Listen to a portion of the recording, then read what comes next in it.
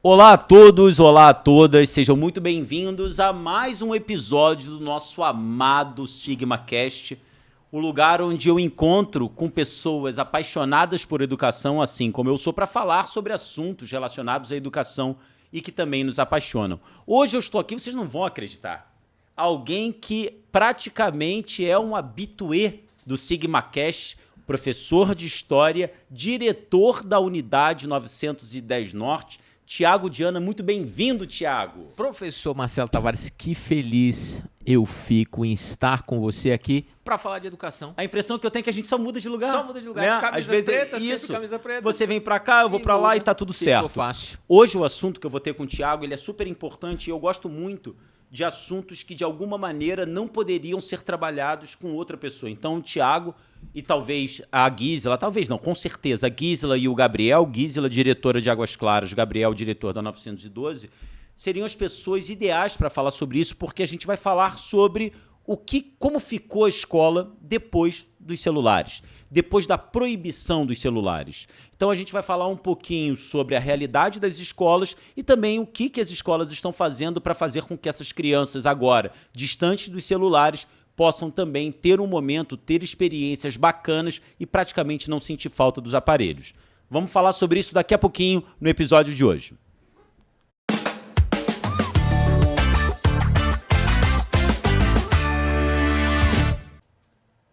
Tiago, vamos lá. Então, pergunta objetiva, direta, sincera para o nosso público. Vamos.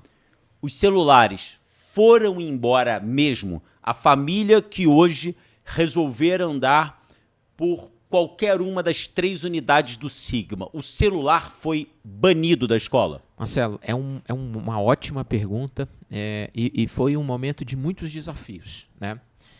Acho que a melhor coisa foi a gente ter começado a estudar esse assunto antes disso se tornar uma lei e uma obrigação federal. Verdade. Então a gente vinha nesse estudo e a gente já tinha entendido o quanto a proibição era importante. Os celulares, eles seguem com os meninos, mas de uma utilização que não vai existir. É a política do Sigma, a política do celular invisível. Então o estudante que acha que tem que portar o celular, ele vai portar sim o celular durante o turno escolar, mas esse celular vai estar desligado, esse celular vai estar sempre no que a gente chama de modo invisível. Ele não faz parte da rotina cotidiana da escola. Então, a nossa ideia, e isso foi muito ajudado com a lei e com o tanto que a gente trabalhou para que nós tivéssemos uma mudança cultural, hoje as pessoas têm uma percepção de fato que isso é algo que não faz parte da escola. Tanto que quando você vê alguém utilizando, até mesmo o adulto, tem um constrangimento. E ele precisa ser constrangido em relação a isso para que essa cultura de fato seja impetrada. Você falou 2 coisas que eu vou insistir nessa primeira pergunta, Tá bom. porque eu acho que essa é uma questão que principalmente as famílias que nos escutam, elas trazem, tá? Então, eu vou fazer isso na forma de uma outra pergunta ainda sobre o mesmo tema. Os celulares, dizer que eles foram banidos do ambiente escolar seria, na verdade, uma utopia. Concordo, é utopia. Mas, por outro lado, pelo que você está dizendo, né, você falou sobre 2 coisas. Primeiro, o celular ele não é mais parte do processo pedagógico, ele não faz mais parte daquele ambiente e mais, ainda que ele não tenha sido banido por fatores vários, você está trazendo um ponto que eu percebo também. Há 2 anos, passar diante de um jovem ou de uma criança com um celular, a criança simplesmente dizia, tô aqui mesmo. Hoje, você olha para ela, ela sabe que ela está errada. É isso. Né? Ela sabe que, de alguma maneira, eu estou portando um aparelho que não deveria estar aqui. Concordo. E assim, na sala de aula, sempre foi algo, assim, com uma vigilância maior. A sala de aula, ela sempre, assim, nas minhas vivências de professor, diretor, foi sempre mais distante do momento da sala de aula. Não combina, a conta não fecha de você estar no celular e estar estudando. Mas eu acho que um dos maiores ganhos foi a hora do intervalo.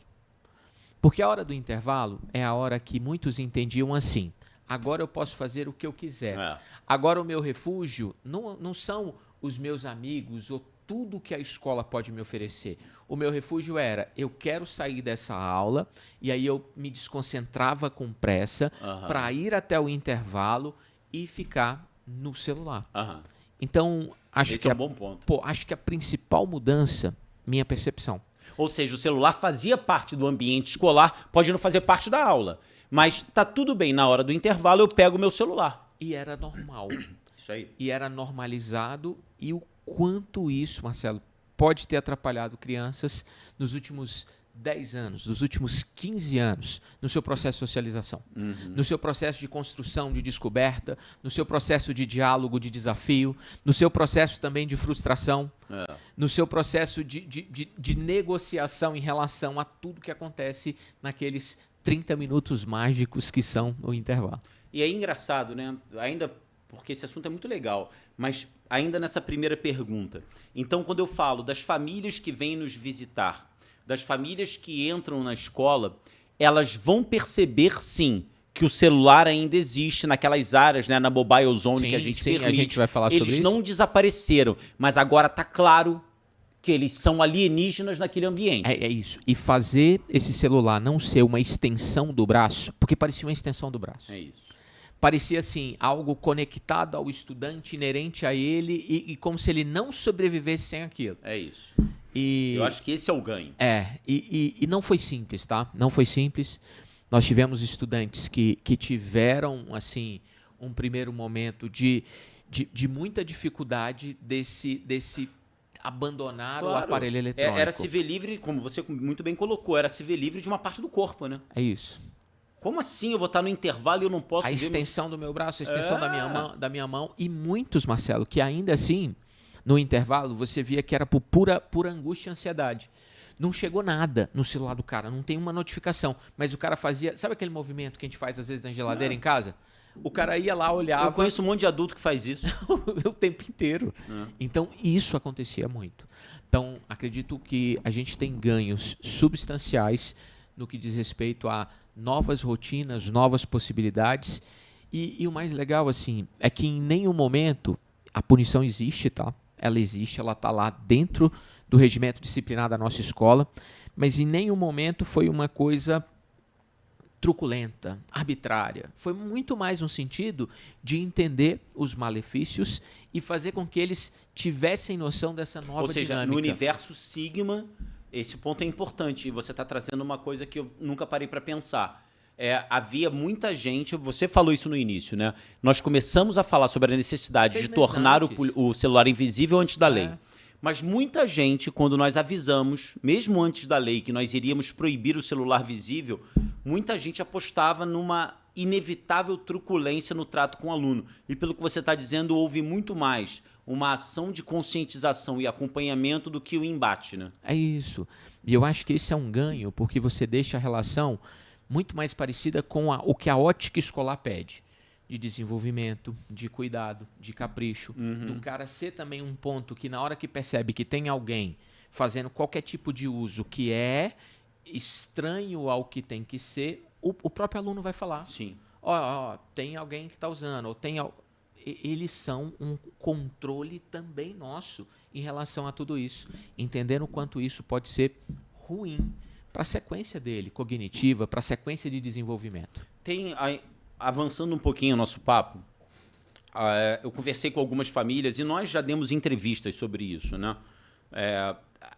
Esse pioneirismo do Sigma atraiu a atenção da mídia. Sim, então, foram muitas entrevistas. Muito, né? Eu e você participamos, Gisela, Gabriel, nós estivemos em vários veículos de comunicação falando sobre isso e falando também sobre uma novidade, né?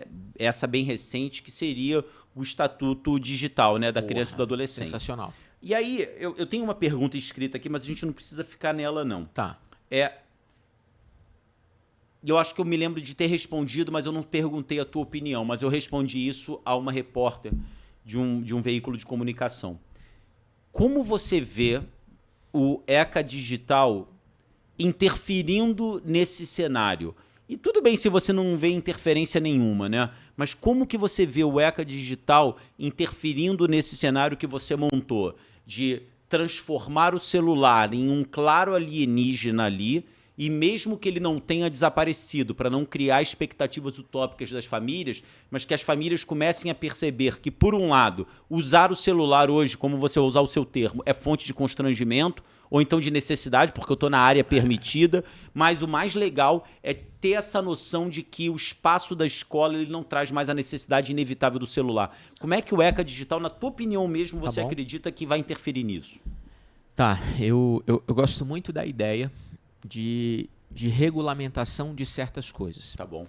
Eu gosto muito da ideia de responsabilização de alguns temas. Sim. Então, assim, eu e você, nós temos filhos. E a gente tem uma série de pais nas nossas escolas que têm filhos, os seus bens mais preciosos. Você deixaria seu filho andar no eixão, naquela subterrânea, 3 horas da manhã? Não. A internet é esse lugar inóspito onde você não consegue medir até onde certas coisas vão. Então, a existência de um Estatuto da Criança e do Adolescente na esfera digital, Marcelo, é uma tentativa muito grande de aumentar a segurança, de fazer com que essa agenda se torne uma agenda de maior discussão, de colocar luz em cima de uma coisa que muitos pais insistem em achar que não tem tanta relevância e não é algo importante. Gente, é importante.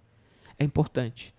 E você ter certeza, e mesmo com o ECA Digital ainda vão surgindo outras formas, e quem quer ir por um caminho ruim, vai por um caminho ruim, mas você ter certeza que você está falando com quem você está falando e que aquela pessoa que entrou em determinado espaço tem aquela idade e aquela pessoa tem condição de ser responsabilizada por isso, eu acho que é de um grande ganho para a sociedade como um todo. Eu vou muito ao encontro, né? E não de encontro, mas ao encontro do que você está falando. Porque eu não sei o que você acha, mas quando os veículos de comunicação vieram conversar comigo, a cabeça deles, e claro, não são especialistas, são jornalistas, não são necessariamente especialistas em educação.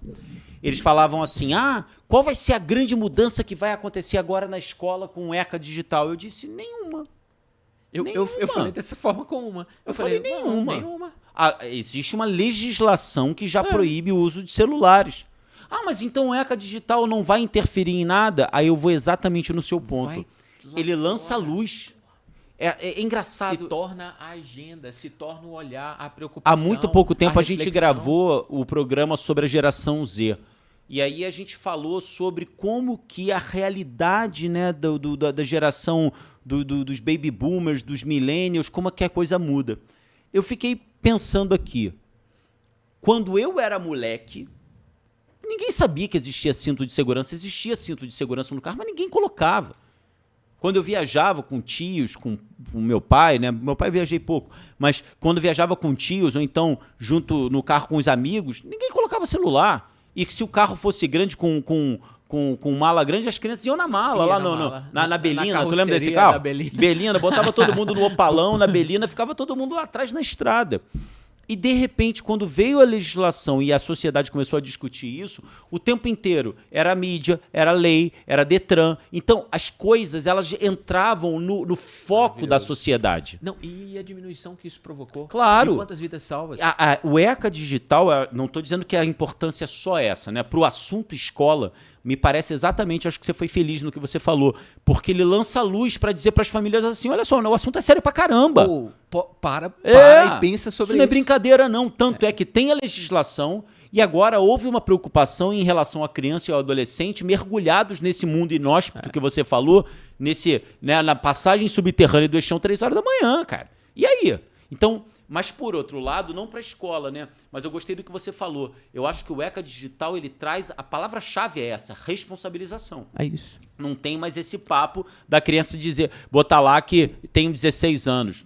A autodeclaração não vai ser suficiente. Outra, aquele papo no início das redes sociais, mas nós somos apenas o veículo. As pessoas colocam o que querem o caramba. O senhor do YouTube, o senhor do Instagram, o senhor Facebook, o senhor vai ter responsabilidade. Você consegue detectar. Você vai criar uma inteligência artificial para perceber o que está aí e vai banir. Eu gosto dessa ideia, mas eu queria saber a tua opinião mesmo. Então você acredita que na prática, no dia a dia da escola, o ECA digital não traz uma mudança? Marcelo, não muda. Assim, ele não muda a operação, a vivência, o cotidiano. Ele não muda. Mas sem dúvida nenhuma que ele é importantíssimo no que diz respeito à vida desse estudante. Sim. Ao quanto esse cara ficava exposto.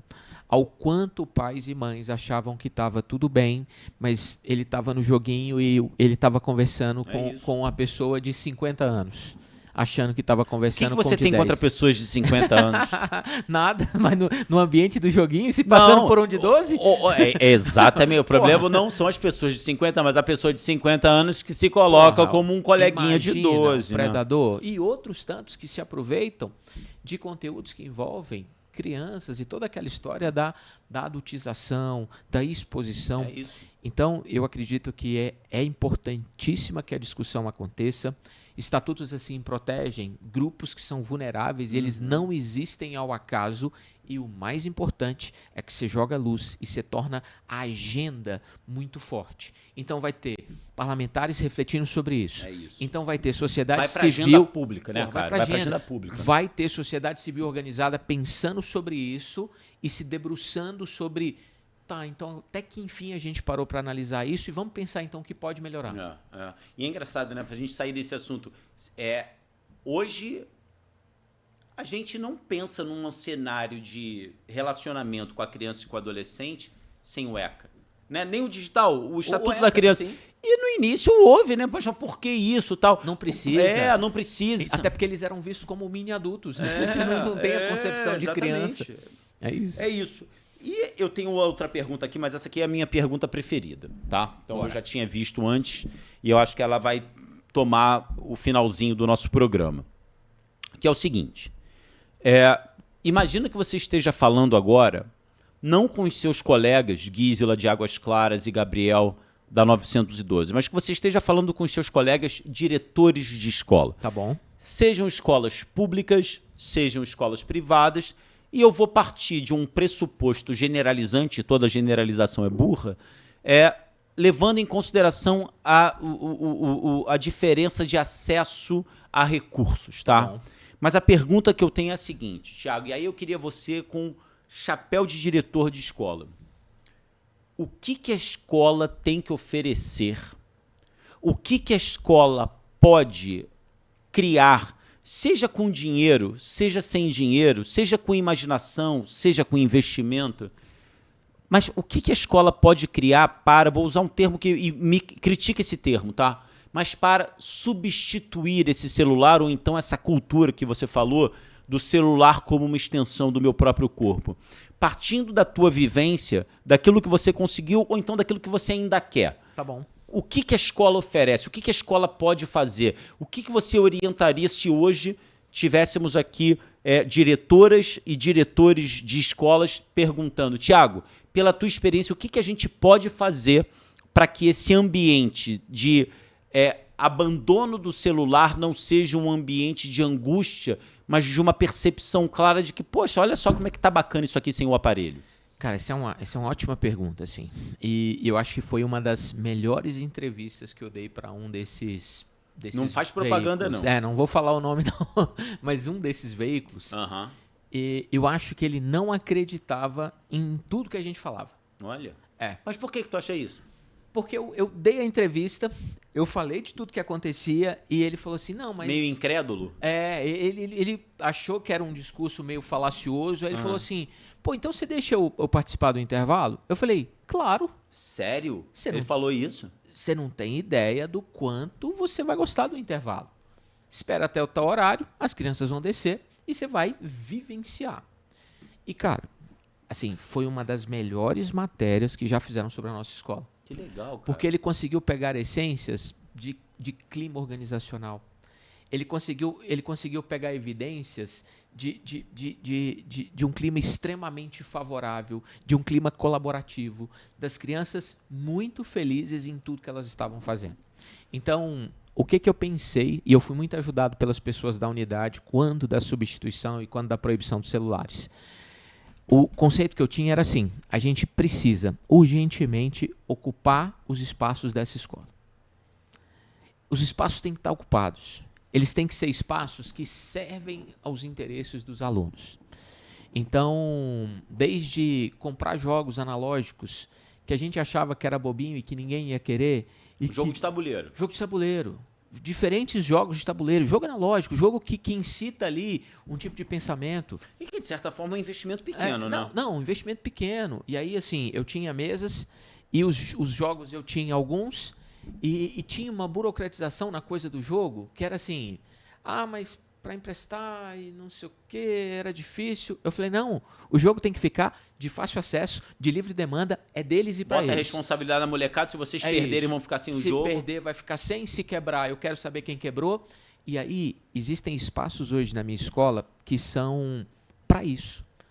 E são espaços que antes, às vezes, ele queria ocupar de outra forma, ou mesmo assim, numa preguiça, sentar no chão. Não, mas hoje ele tem lá a mesa propícia para isso e o jogo está cheio.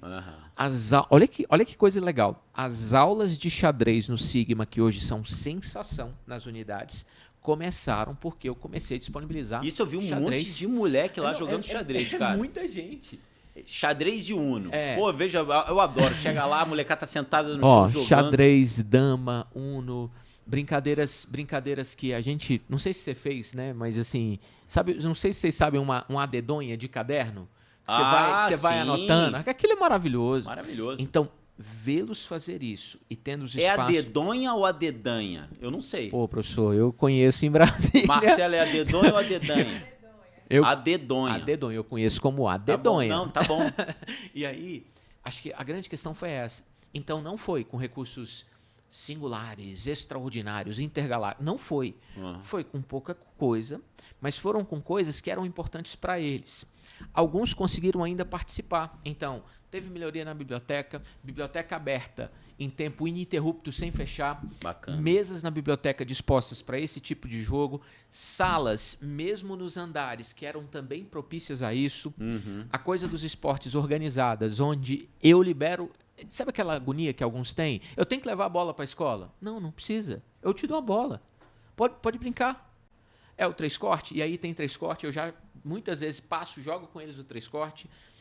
São nas mesas de tênis de mesa, ou então não, é na mesa do fute-mesa e do vôlei-mesa que eles adoram, ou então uma outra área que eu peguei do palquinho, que é uma área do subsolo lá na 910, com golzinho. Simples, rápido, né, cara? Então, assim, a nossa ideia era, com muita intencionalidade, eu preciso fazer com que esse intervalo ele tenha os espaços ocupados. Bacana. E o espaço ocupado pode significar para uns somente ter um espaço muito agradável onde eu vou sentar e conversar. E tudo bem. Você não está no jogo, não é o seu foco o jogo, mas você está sentado, longe do celular, falando de coisas muito saudáveis e sendo quem você tem que ser. Uma criança ou um jovem daquela idade, fazendo coisas de crianças e jovens daquela idade. Maneiro. Muito legal. Gostei muito dessa ideia, né, que você trouxe, né? Como que, às vezes, com baixo investimento, mas com uma concepção de ocupar a escola. Uma vez no mês, as coordenadoras fazem ainda um karaokê. Oh, que legal. Perto da cantina, já tinha um projetor, agora tem uma super tela lá, que é simples, é uma tela branca, que era inutilizável. E a molecada vai lá cantar. E aí, uma vez no mês, tem esse movimento. Que legal. Daqui a pouco começa ainda, e eu tenho o maior orgulho de falar disso na nossa escola, isso acontece nas 3 unidades, começam as batalhas de banda, que acontecem também no subsolo, e elas acontecem no intervalo. Então, assim, eu quero ouvir uma música. Pô, teve música lá de ex-alunos que foram lá saudar os alunos novos. Maneiro. Então, são todas formas de você fazer com que esse intervalo tenha mais sentido, tenha surpresas em alguns momentos, que tenha uma prática assim, de esporte, que esse esporte, porque os pequenininhos do 4º e do 5º ano hoje, eu tenho que fazer até cartão. O Natan acompanha os jogos com cartão, porque eles acham que eles estão jogando a final da Champions. Então é cartão. Não, é como se fosse o último dia da competição da vida. E a molecada de 4º ano correndo ali. Isso. Uma outra coisa que a gente fez no ano passado e foi muito legal, a gente fez um torneio de tênis de mesa. E era durante o intervalo, tinha participação de professor, e assim, integrou muito. E o que você precisava? E eu sei que pode ser que escolas, ainda mais quando você falou da esfera pública, não tenham, mas assim, tendo a chance, faça. O retorno é garantido. O melhor momento, e tem gente que fica com medo desse momento, o melhor momento, na minha opinião, para você conhecer a minha escola e para você falar assim, que escola legal. É o intervalo. É o intervalo. Por mais que eles estejam ali e eles estejam livres, na minha opinião, aquela é a melhor demonstração do quanto o dia deles é um dia feliz, é um dia que eles conseguem fazer coisas que eles gostam. Então, eu gosto muito que as famílias visitem a minha escola durante o intervalo, que eles passem, que eles sintam, que eles percebam que sem o celular dá para jogar dama, dá para jogar xadrez, que sem o celular dá para jogar bola, que sem o celular dá para eles sentarem igual eles sentam. Você já viu o tamanho da roda, do mundo que eles ficam. Muito legal. Então, eu acho que esse conjunto foi um conjunto da equipe inteira. Porque é difícil sozinho, Marcelo, pensar a dinâmica de cada segmento. Então, ter ouvido bom ponto. Isso essa intencionalidade não vem de uma pessoa só. Né? Não vem. Ter ouvido das minhas coordenadoras que eu precisava de uma sala, e hoje tem uma sala muito legal lá em cima, no segundo andar da minha escola, para os meninos do ensino médio. E ela foi feita com coisas que já existiam na escola e é um capricho para os meninos do ensino médio. Uma sala agradável, né? Gostoso agradável, de ficar, né? Com estofado bonito, e só para o ensino médio, não que os outros não mereçam, mas uma ideia de que, tá bom, você chegar no ensino médio, a sala é sua. Médio é isso mesmo, tem um espaço até para eles sentarem, fazer associar a resenha deles, né? Gostoso. A resenha, e numa boa, num espaço climatizado, gostoso, que ele fique, que ele fale, que ele também seja ouvido, que ele socialize. Outra coisa muito legal é uma série de estudantes próximos das coordenações, e isso foi muito importante. A gente tinha medo, e as unidades fizeram isso, de quando acabasse com a coisa do celular, o cara que tinha muita necessidade, ele se isolasse. Tá. Então, hoje, tem pessoas muito, muito específicas dentro das unidades que nos protegem em relação a isso. Mas como é que é isso? Então, assim, eu tenho lá um combinado com inspetores, eu tenho um combinado com coordenações, eu tenho um combinado com assistentes, que eles olham determinados lugares que podem ser lugares recorrentes, que aquela pessoa vá todo dia ficar sozinha. Uhum. Vai olhar para um lado aqui, não tem ninguém me monitorando, é aqui que eu vou usar. Não, nem é isso. Não? É o cara que fazia um uso muito grande, ele não consegue de primeira se socializar e ele se sente sozinho. Então, para evitar essa sensação de tipo, eu estou sozinho e não tenho ninguém, eu estou sozinho sempre no mesmo lugar. Legal isso, já tem esse olhar para garantir esse pertencimento. Tem esse olhar. Vem cá, vem com a gente aqui. E aí a gente tem um trabalho que é nas salas, para que ninguém fique na sala se sentindo sozinho, excluído, deixado. Isso, hein, cara. O cara que tinha um comportamento de sempre ir para a biblioteca, sentar na mesma cadeira, ele não tem que fazer isso. Beleza, ele pode querer muito, mas se ele não quiser e ele está indo lá como uma forma de, eu não consigo, eu não... Se esconder, né? De se esconder, hoje tem um olhar, e eu me orgulho muito disso, e as pessoas conseguem me alertar. Tiago, sabe aquilo que você fala sobre estudantes que podem estar sozinhos, isolados, precisando de alguma coisa? Pode estar acontecendo ali. E a gente consegue aferir isso e trabalhar com isso de uma forma muito mais rápida. Muito legal, cara. Poxa, nem eu sabia disso tudo, Thiago. Isso roda lá. Muito isso legal. Roda e roda bem, Marcelo. Bom, já tem um monte de coisa pro Sigma Dicas, mas a gente tem aí. Você falou que ia fazer rápido, demorou. Mas essa pergunta é importante e eu vou direto para ela, porque tem muita coisa rica no que você disse. E dentro de sala de aula? Você falou sobre o ambiente da escola. Tá bom. Dentro de sala de aula, o celular deixou algum vazio? E se não deixou, por que não? Eu acho que a principal mudança dentro da sala é o cara perceber que o momento da sala de aula ele é insubstituível. Que o momento da sala de aula não existe outro. Se eu tenho um professor que eu acredito que é tão bom quanto a gente acredita e a gente confia no trabalho dele, aqueles 50, aqueles 40 minutos, eles devem ser para te transformar. Então, eu acho que a premissa tem que ser essa. Por que o celular não faz falta? Porque agora você vai conseguir contemplar algo que estava disperso, algo que você não entendia, porque toda hora tinha alguma outra coisa te chamando a atenção. Então, quando eu tenho a proibição dentro de sala e o professor se sente mais forte para falar assim, se ver alguma coisa diferente, guarda. Se você não guardar, ele pode chegar até a ser tomado e entregue só para o pai. Tem uma série de situações descritas de uma forma muito clara dentro do nosso regimento. Mas eu acho que a melhor mudança no que diz respeito à aula é você conseguir parar e contemplar aquele momento. Então não faz falta. Não faz falta.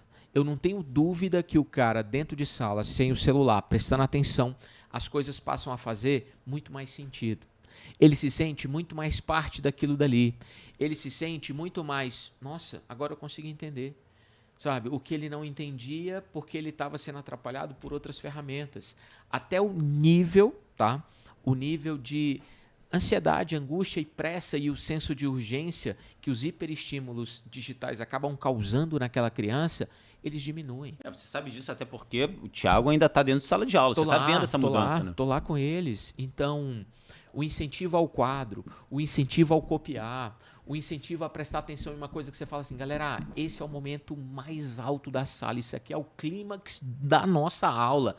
Presta atenção nisso daqui. E você ter ali minutos valiosos da atenção extrema daquelas pessoas, pô, é extremamente transformador. Bacana. Pessoal, como sempre, a conversa com o Thiago rende muito e eu gosto, Thiago. Como é legal que as tuas provocações cheguem, eu acho que no coração e na mente de colegas importantes que são os diretores de escola. Você falou sobre muita coisa e eu acho que a gente vai voltar a isso. Sigma Dicas, eu faço uma, você faz duas? Isso, tô com duas, você tá com uma. Então tá, mas eu começo, porque para ele não copiar a minha. Sigma Dicas do episódio de hoje.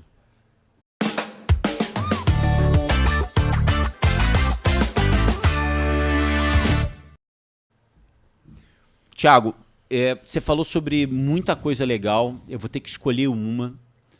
Você falou sobre aquela coisa do celular não fazer falta dentro de sala de aula, que eu gostei muito, mas eu vou te dizer que o que mais, cara, trouxe para mim uma reflexão gostosa de fazer foi quando você falou que, independentemente dos recursos da escola, que a escola seja ocupada com intencionalidade. E uma coisa muito legal que você falou, cara, que essa intencionalidade ela não vai vir de uma pessoa só. Como é importante para o diretor e para a diretora que agora estão nos escutando, reunir a equipe e falar, vamos ocupar essa escola, seja com xadrez, com jogo de tabuleiro, seja com aquela sala especial para a galera do ensino médio ter uma resenha mais confortável. E, fechando, cara, que eu adorei como que o treinamento e a conversa do pessoal para que todo mundo tenha um olhar super treinado de ver aquela criança que às vezes tem essa transição mais difícil, que estava acostumada com o celular, portanto tem mais dificuldades de se inserir, para não deixar ninguém sozinho, né? Ocupar com intencionalidade e não deixar ninguém sozinho nisso. Não sozinho só fisicamente, mas sozinho de não se sentir pertencido. Adorei isso, cara. Boa, boa. Vamos lá. Eu queria falar para os professores. Tá bom. Educação tem a ver com repetição. Você fala muito isso, chefe. E a gente só constrói um ambiente de fato saudável se a gente respeita aquela cultura. Então, acredita na cultura da escola. Seja parceiro da escola em relação a isso. Acho que isso muda o jogo para o professor. Boa. Ele vai conseguir ter ganhos muito, muito legais no que diz respeito ao trabalho dele, sendo essa ponte muito mais do que um muro. Respeita e abraça a cultura. Pô, respeita e abraça a cultura. A gente sabe o que a gente está fazendo. A gente não faz coisas aleatórias. Isso é muito sério. Cara, porque às vezes a gente sabe disso, né? Pô, somos todos adultos e profissionais de educação. Quando você tem pessoas que não abraçam a cultura, que falam que é besteira, ou que jogam contra, que relativiza, cara, bom ponto. Então isso me agrada muito. E para os gestores, um pouco do que você falou, tem como fazer mudanças muito, muito grandes, tomando ações que são muito pequenas. Agora, você só vai fazer isso se você conhecer o intervalo da sua escola. Você só vai fazer... Essa é uma dica de ouro, hein? Você só vai fazer isso se você entender se até a forma com que você organiza geograficamente a sua escola faz com que o cara tenha mais ocupação ou não. Sabe aquela coisa do Estado que às vezes coloca uma barricada em algum lugar para evitar que as pessoas estejam ali? Aquele trato.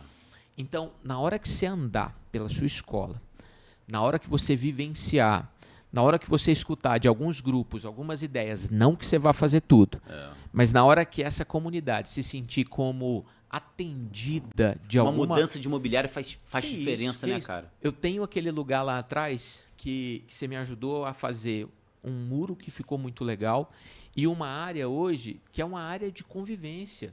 E que durante muito tempo foi uma área que não servia para nada, Que não servia né, para cara? nada. Era só uma área que dividia um prédio e outro e tinha uma terra que dava lama.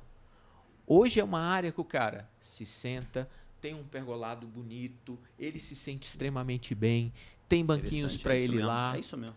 Então, diretor, diretora, coordenador, conheça o intervalo da sua escola e você vai ver... Não seja um diretor de gabinete, né? Não dá para ser. É isso. Excelente, Thiago. Obrigado, cara. Pô, muito bom.